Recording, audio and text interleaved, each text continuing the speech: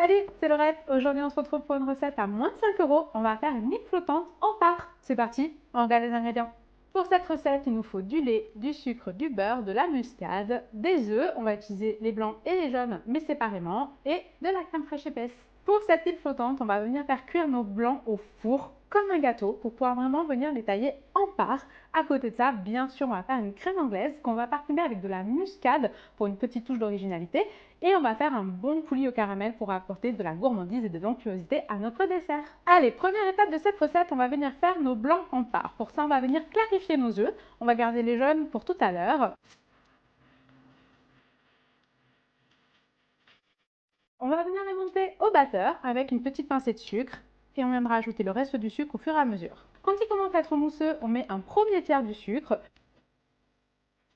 Dès qu'il commence à être un peu plus ferme, on met le deuxième tiers. Et enfin, quand il commence à être bien ferme, on vient mettre le troisième tiers pour bien les serrer. Là, ils sont parfaits.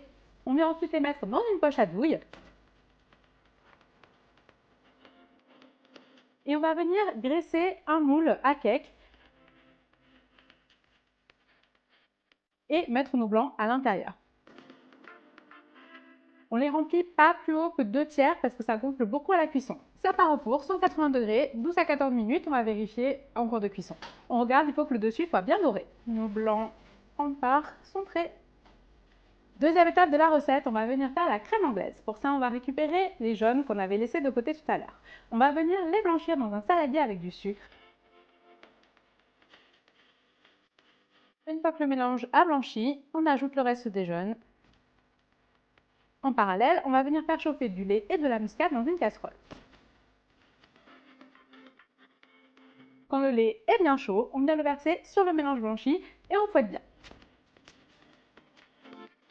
Et on remet le tout dans la casserole.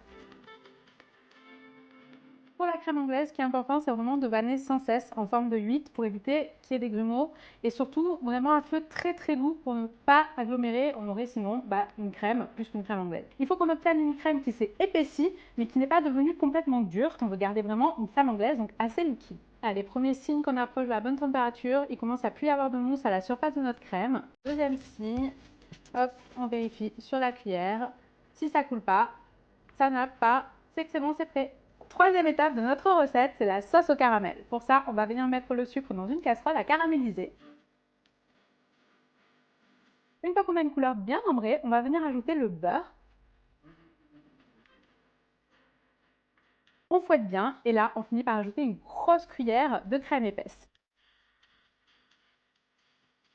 Une fois que le mélange est bien lié, c'est prêt. Pour le dressage, on vient démouler nos blancs à l'envers sur une planche à découper et on vient tailler des parts de blanc.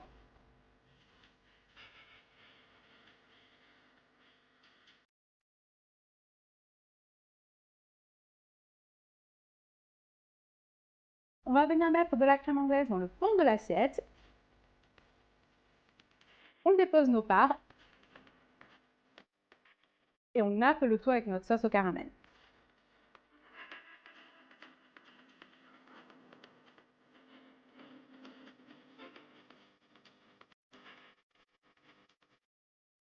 Normalement, c'est à partager. Je ne sais pas si je vais le faire. J'espère que la recette vous a plu et moi je vous dis à très vite pour une nouvelle recette. Ciao!